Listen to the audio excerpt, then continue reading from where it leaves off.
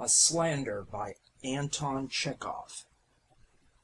Sergei Kapitonich Ahineev, the writing master, was marrying his daughter to the teacher of history and geography. The wedding festivities were going off most successfully. In the drawing room there was singing, playing, and dancing. Waiters hired from the club were flitting distractedly about the room, dressed in black swallowtails and dirty white ties. There was a continual hubbub and din of conversation. Sitting side by side on the sofa, the teacher of mathematics, Tarantulov, the French teacher, Badecroix, and the junior assessor of taxes, Mizda, were talking hurriedly and interrupting one another as they described to the guests cases of persons being buried alive, and gave their opinions on spiritualism. None of them believed in spiritualism, but all admitted that there were many things in this world which would always be beyond the mind of man. In the next room the literature master, Dodonsky, was explaining to the visitors the cases in which a sentry has the right to fire on passers-by. The subjects, as you perceive, were alarming, but very agreeable. Persons whose social position precluded them from entering were looking in at the windows from the yard. Just at midnight, the master of the house went into the kitchen to see whether everything was ready for supper. The kitchen from floor to ceiling was filled with fumes composed of goose, duck, and many other odors. On two tables the accessories, the drinks, and light refreshments were set out in artistic disorder. The cook, Marfa, a red-faced woman whose figure was like a barrel with a belt around it, was bustling about the tables. "Show me the sturgeon, Marfa," said Ahineev, rubbing his hands and licking his lips. "What a perfume! I could eat up the whole kitchen. Come, show me the sturgeon." Marfa went up to one of the benches and cautiously lifted a piece of greasy newspaper. Under the paper, on an immense dish, there reposed a huge sturgeon, masked in jelly, and decorated with capers, olives, and carrots. Ahineev gazed at the sturgeon and gasped. His face beamed. He turned his eyes up. He bent down, and with his lips emitted the sound of an ungreased wheel. After standing a moment, he snapped his fingers with delight, and once more smacked his lips. "Aha! The sound of a passionate kiss! Who is it you're kissing out there, little Marfa?" came a voice from the next room, and in the doorway there appeared the cropped head of the assistant usher, Vankin. "Who is it? Aha! Delighted to meet you, Sergei Kapitonich. You're a fine grandfather, I must say." "Tete-a-tete with the fair sextet." "I'm not kissing," said Ahineev in confusion. "Who told you so, you fool? I smacked my lips, in reference to, as an indication of, pleasure, at the sight of the fish." "Tell that to the Marines." The intrusive face vanished, wearing a broad grin. Ahineev flushed. "Hang it," he thought. "The beast will go now and talk scandal. He'll disgrace me to all the town, the brute." Ahineev went timidly into the drawing-room and looked stealthily round for Vankin. Vankin was standing by the piano, and bending down with a jaunty air, was whispering something to the inspector's sister-in-law, who was laughing. "Talking about me," thought Ahineev. "About me, Blast him! And she believes it. Believes it! She laughs. Mercy on us! No, I can't let it pass. I can't. I must do something to prevent this being believed. I'll speak to them all, and he'll be shown up for a fool and a gossip." Ahineev scratched his head, and, still overcome with embarrassment, went up to Pas de Quoi. "I've just been in the kitchen to see after the supper," he said to the Frenchman.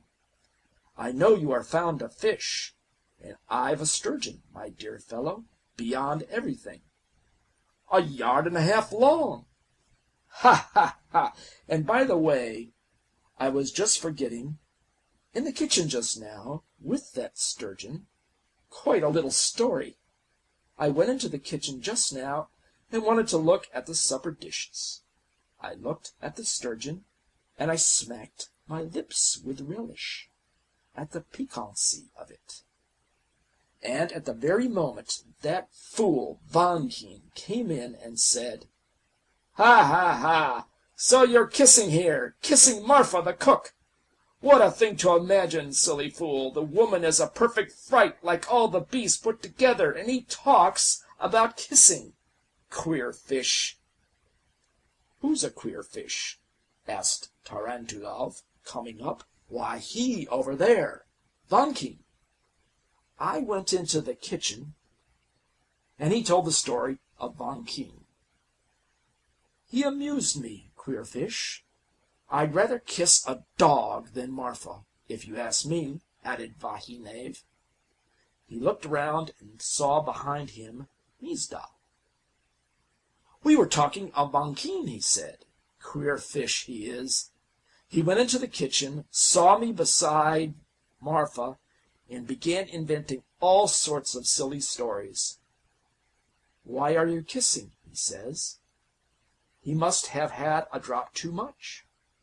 "And I'd rather kiss a turkey cock than Marfa," I said. "And I have a wife of my own, you fool," said I. He did amuse me. "Who amused you?" asked the priest who taught scripture at the school, going up to Ahineev. "Vankin. I was standing in the kitchen, you know, looking at the sturgeon." And so on. Within half an hour or so all the guests knew the incident of the sturgeon and Vankin. "Let him tell away now," thought Ahineev, rubbing his hands. "Let him. He'll begin telling you his story, and they'll say to him at once, 'Enough of your improbable nonsense, you fool. We know all about it.'" And Ahineev was so relieved that in his joy he drank 4 glasses too many. After escorting the young people to their room, he went to bed and slept like an innocent babe. And next day he thought no more of the incident with the sturgeon. But alas!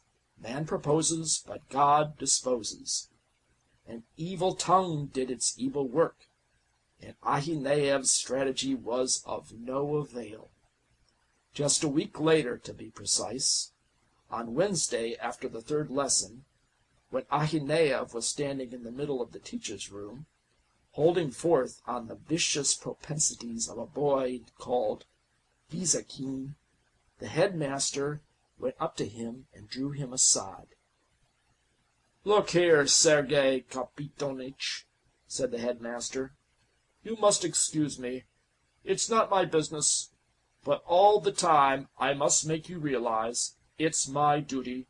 You see, there are rumors that you are romancing with that cook. It's nothing to do with me, but flirt with her, kiss her, as you please. But don't let it be so public. Please, I entreat you, don't forget that you're a schoolmaster." Ahineev turned cold and faint. He went home like a man stung by a whole swarm of bees, like a man scalded with boiling water. As he walked home, it seemed to him that the whole town was looking at him as though he were smeared with pitch. At home, fresh trouble awaited him. "Why aren't you gobbling up your food as usual?" his wife asked him at dinner. Why are you so pensive about it? Brooding over your amours? Pining for your Marfa? I know all about it, Mohammedan. Kind friends have opened my eyes. Oh, you savage! She slapped him in the face. He got up from the table, not feeling the earth under his feet, and feeling without his hat or coat, made his way to Vankin. He found him at home. You scoundrel, he addressed him. Why have you covered me with mud before all the town? Why did you set this slander going about me? What slander? What are you talking about? Who was it gossiped of my kissing Marfa? Wasn't it you? Tell me that. Wasn't it you, you brigand? Vankin blinked and twitched in every fibre of his battered countenance, raised his eyes to the icon, and articulated, God bless me! Strike me blind and lay me out if I said a single word about you! May I be left without house and home! May I be stricken with worse than cholera! Vankin's sincerity did not admit of doubt. It was evidently not he who was the author of the slander. But who, then, who? Ahineev wondered, going over all his acquaintances in his mind and beating himself on his breast. Who then? Who then? We too, asks the reader. End of A Slander by Anton Chekhov.